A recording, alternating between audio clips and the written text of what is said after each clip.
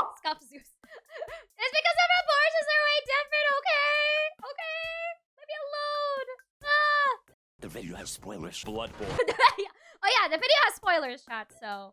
if you guys don't want to watch this because of spoilers, then you guys are free to leave or free to mute this right now. Who put the kid in the trash? Yeah, shut the fuck up! Alright, let's go.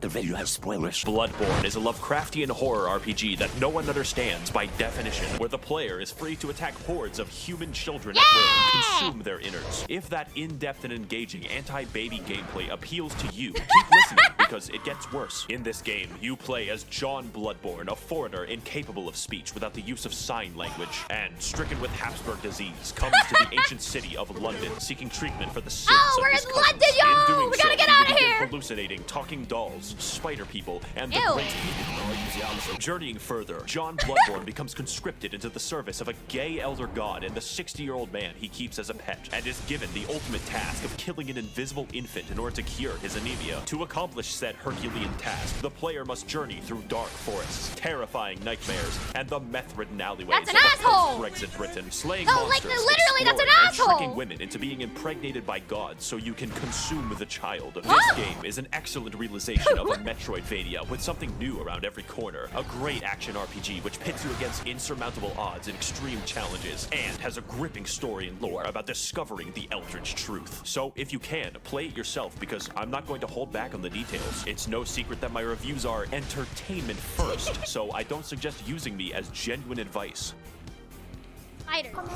However, most people can't play this game, ever, because you have to buy a $400 magical box And now sold I by have the the Wizard magical Sony in order box! to experience it. I And can even play then, the you get to game see with it the in an magical amazing box! 30 frames per second with no anti-aliasing. Oh Hope this yeah, I game could forgot. be seen. In fact, I can assume that a lot of people watching this video will basically never play the game. But keep watching because I'm hilarious and original. Do that, and I can give you the full, unfiltered, uncensored, unsubstantiated, and unsportsmanlike experience that is Bloodborne. Come in!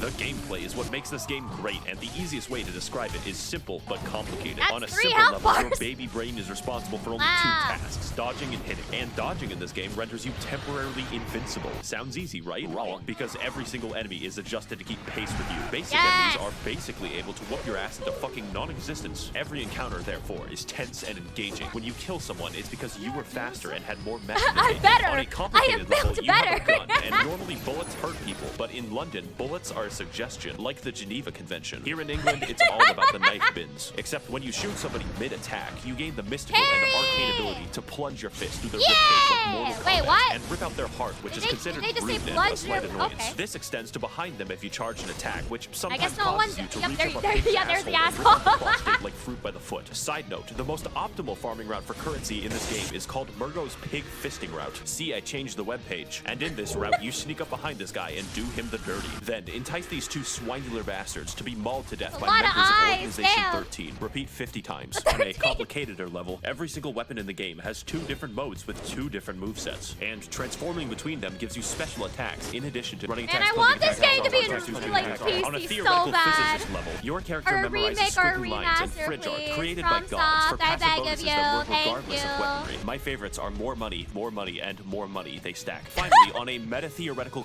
chiropractic level, every weapon is customizable with different gem slots that give differing Oh. effects for your attacks. And there are different types that can literally change all of the stats of the weapon, like making a fucking Amazing. spear do more damage based off of intelligence. There's definitely more and a lot of strategy in how you level up your character, but I assume that you know how to level up in a fucking video game. But with all this combat prowess, you may chat. be wondering, Maxor, who are these crusty Gotta level the abominations fuck that you're up. fighting on screen? Well, to learn that much, we're going to have to delve into the lore. So buckle your britches, bitches, because this shit is wild. If I say something questionable, just accept it as fact. I can be Okay. trusted. 60 years ago, 20 rowdy college students took their education extremely seriously because they found Woman Cthulhu. She was just in a portable toilet Hey, that downstairs. is Woman Also, because they Cthulhu. were bored, they beat to death a god of the sea with some bats, but that's a story for later. It turns out the entire world is ruled and created by a race of elder gods beyond human comprehension called the Great Ones. Figuring this out, they got Cthulhu's blood and were like, we can make a religion out of this. Because it turns out the blood can heal people, which is really good due to all the knife crime. So everyone starts drinking it a little too much and they get the money to build 36 cathedrals, but it turns out eventually the blood turns you into a werewolf. So the church hires a guy named German to go fight the beasts with an organization known as the Hunters, but there's too many beasts. Is this supposed to be German? Now the knife crime is increased even more, and German sort of goes insane and creates a life-size doll of one of his students who is an 8-foot-tall Amazonian. He also canonically has sex with it. The moon god, for some reason, kind of takes notice of this and is like, alright, listen, I'm building a suicide squad. What? I will bring your waifu to laifu if you serve me for all time as my slave. German reasonably thinks that this is a great deal and is imprisoned in a dream. This is where you come in. See, the moon god assassinates baby gods for fun, but needs a hitman to go into the real world to do it since he's confined to the 9th dimension. So in addition to fighting all manner of giant beasts and uncovering dark secrets, the true aim of this game is to commit infanticide. There's enough bullshit here to fill tax legislation. So comment your own poorly summarized Bloodborne lore below. And for the rest of us non-shills, So he we wanted have his ample time to waifu explain to be more of what makes this game lifeful. great. Wow.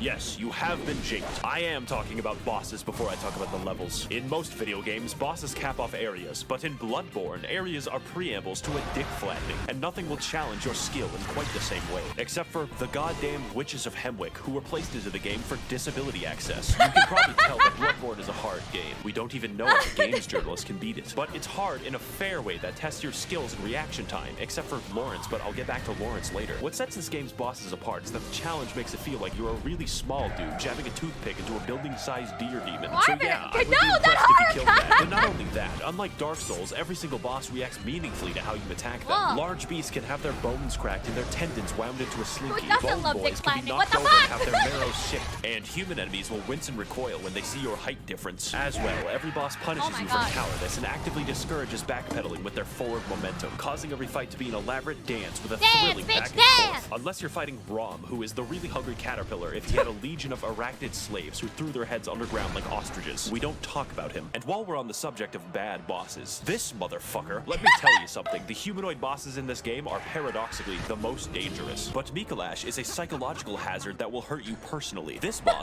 literally feels like cut content because the fight centers around chasing him, and his direction depends on RNG, making him an actual speedrun killer. When you corner him, he uses one attack, and then you chase him again, where he gains the power to insta-kill you. God forbid you're hit by it, because that's 10 minutes gone. Here's a Oh tip. my Save up God. 10 poison knives and steal from your family if you must. Then wait until he jumps down Steal! this hole, Steal it poison all! him repeatedly, and watch him gotta spaz the kill fuck this out man! until death. You will thank me. But as a result of everyone who isn't Miko shit, conquering a boss in this game is absolutely rewarding on a level that other games cannot match. It's only because the odds are stacked against you in ways that don't feel bullshit Most of the time. that conquering them is the main reason I play, and their fights are undoubtedly the best I've ever done in video games. That is But that true. isn't most of the time in the game. In fact, a lot of your time is spent exploring the areas, so let's get into that. Lesson 1 in area design. Where the fuck am I going? Exploration is the name of the game, except this it's doesn't called have a map, Bloodborne. right? Only this time, you don't This bring is smallpox nothing. and You kill just have to 20 guess where million you're people. going. We're looking at a solid 10 this time, because the main enemies in this game are British townspeople. It's how the developers made sure you didn't feel bad about killing them. The plague of beasts infecting London causes people's teeth to become beast-like, makes you aggressive at night, and slurs your speech.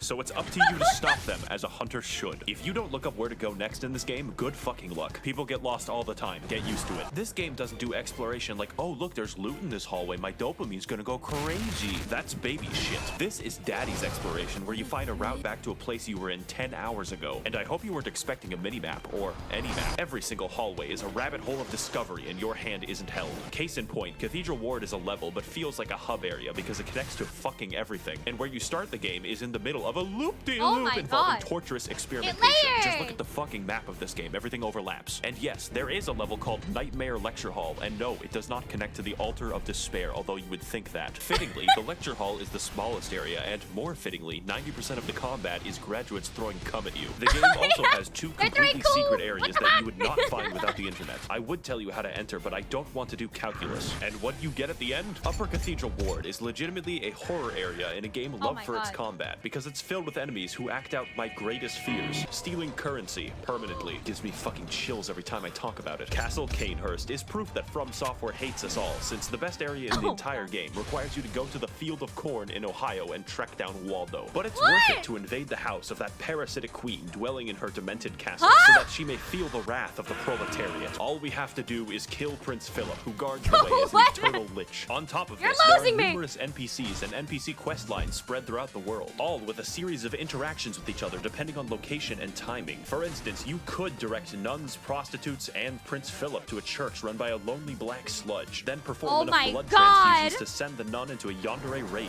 Or you could direct them to the nice woman who runs the clinic down the street who only wants to help and assist others. Then take a strange path through the forest and into her clinic to discover that she has been experimenting on all of them in order to create the Blue Man Group. And if you want, you can take the umbilical cord away from her schizophrenic ass and eat it. The sky's the limit in Bloodborne questlines. And you know what my favorite questline is? The one where you descend into literal hell, complete with eternal punishment, insanity, oh my god, that's a lot of monsters there. What the fuck? I'm of course talking about the DLC, the only DLC for this game. And if you play through Bloodborne, you have to play through the DLC. I'm not giving you a fucking choice. So to learn why, you should play the best expansion ever made since Spore Galactic Adventures. Come with me on this amazing journey to find the secrets of the Bloodborne, the Old Hunters. I want you to imagine hell. Now imagine hell written by H.P. Lovecraft. It will be filled with squids, immigrants, and air conditioning. This DLC has none of that except the squids. For you see, those college kids from the lore section of the video were built fucking different. They experimented on an entire village and possibly beat up a god of the sea so fucking bad that her consciousness in the 9th dimension died. We spent an entire game killing an infant and these guys somehow killed the MILF god. But anyways, in the process of this, it cursed them and all of the hunters to be doomed to a hell upon death, where they will hunt in a bloodthirsty rage without rest for all eternity, indistinguishable from a political subreddit. Case in point, this is Ludwig. He's the first boss of the DLC and has a reputation for causing refunds. Not because he's bad, but because he's too good for you. The first phase is as difficult for me as realizing that Golden Corral is not actually a real corral. But like every restaurant except Golden Corral, the rewards at the end are delicious because his second phase is even harder. Now, I'm not going to lie, this DLC has 4 bosses and 3 of the hardest bosses I have ever fought in any video game ever. So your ass will be clenched the entire time, and the fact that he's the 3rd hardest is fucking concerning. Some people tell me, Maxor, your videos have gotten me through tough times because they made me laugh. But like this boss, you are the one who is truly overcoming these challenges, and I believe in your ability to beat both of them. King. Boss Lightning Round. The DLC has many such cases of amazing bosses, including Lady Maria, who is the basis for German's extremely creepy 8-foot-tall doll fetish, but we'll get back to that, and Orphan of Cause, who was born from the literal dead body of a god. If you enjoy the sensation of being beaten to death with a sharpened placenta, this is the fight for you. And as with everything that From Software makes, they threw in a boss that they didn't really finish and called it a day. I'm of course talking about Lawrence, which is a very mundane name for a fire monster locked in hell. Take my advice, don't fight Lawrence, you only lose a part of yourself. Since this boss fights you by dropping off his own legs and then violently vomiting and shitting lava everywhere. I've always wanted my game with dynamic dodging and elaborate fencing to be reduced to shitty area denial like it's Team Fortress 2. To wrap things up, the music of this game is pretty good, but the DLC music is fucking insane. I don't know what it is about Japanese composers being able to make better symphonies than the continent that invented them, but just take a listen. Holy shit, I'm alive right now. Have you ever thought, as I do, that this game is just too good? That you would really rather be playing a shittier version of the game, such as the engagement of the Chalice dungeons? I, of course, jest. They're fine, probably, except for half of them, because Bloodborne has an optional system of infinite dungeon generation for all of those who wish to break free of the shackles of good level design. Let's talk about how, and more importantly, why. First of all, Bloodborne has a system of dungeons that everyone shares and dungeons that are random. For my footage, I played the shared dungeons so that you can be guaranteed the pain you witness on screen is mandatory. One of the biggest strengths of Bloodborne is the ability to have interesting and challenging enemy encounters gently rubbed with the blood-stained hands of Miyazaki. But I don't think I have to explain to you how randomizing almost every encounter in the game could be imbalanced. But fortunately, most enemies you encounter in the Chalice dungeons are new to spare British people your wrath, so you instead fight SCP-96.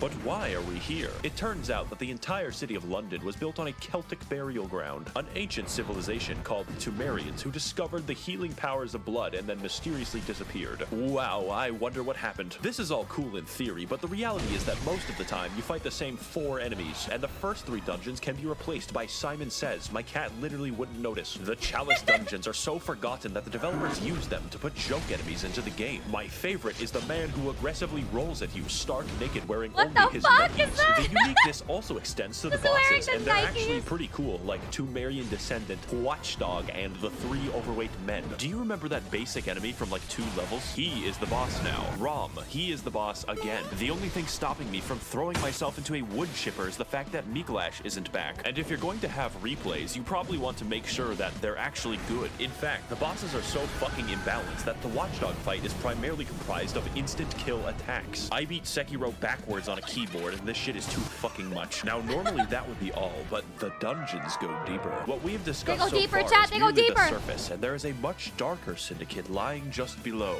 These places you must never venture, for they are the save edit dungeons, whereby through wizardry, the community are able to conjure up deep, dark chasms and share them with the rest of the world. Of these secrets, there are only 2 that I shall reveal to you, and the first is the Cum Dungeon. Yes, you What? heard that correctly sorry, and what? clearly. The What? Cum Dungeon The is the cum- name what? of the most optimal Huh? farming route ever conceived by the fucking cricket people who do this shit, whereby the player enters the chasm of place name and watches as a high-level boss yeets itself off a cliff. Murgo's pig fisting route can give you 10,000 echoes. This gives 83,000. And if you thought that that sorcery was bad, it gets much worse. You can insert anything from the game files by save editing a Chalice dungeon.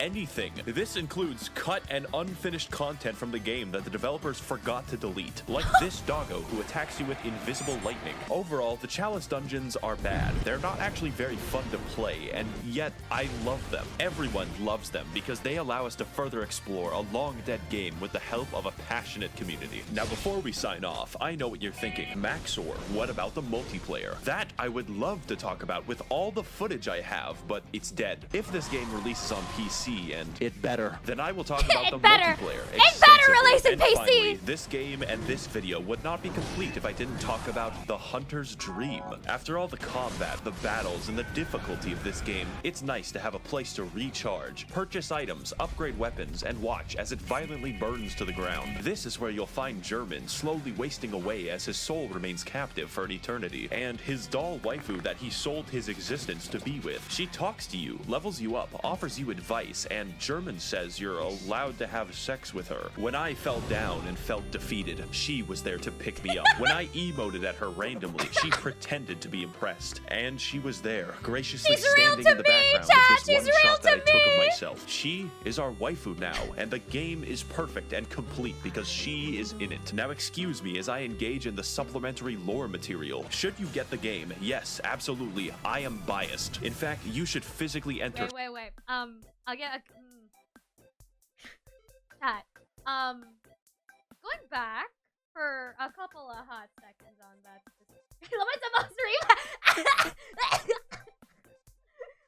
Okay, chat. For some reason, I have read that. And I know what it entails. And I finished that. That's all I'm gonna say. That's all I'm gonna say. Anyway, moving on. Sony's headquarters and demand that it be ported to PC. I will be right there with you. Tasers will not stop me. I would like to thank the corrupt hackers and politicians funneling money into this channel directly from the taxpayer. If you would like to contribute your funds accrued through extensive federal government corruption, you can head to my Patreon to learn more. I would also like to thank the kind denizens of the Mythbusters Smut Discord who sent me half the memes in this video. And as always, thank you for watching. Hey! Let's go. I can't wait for the Helldivers one.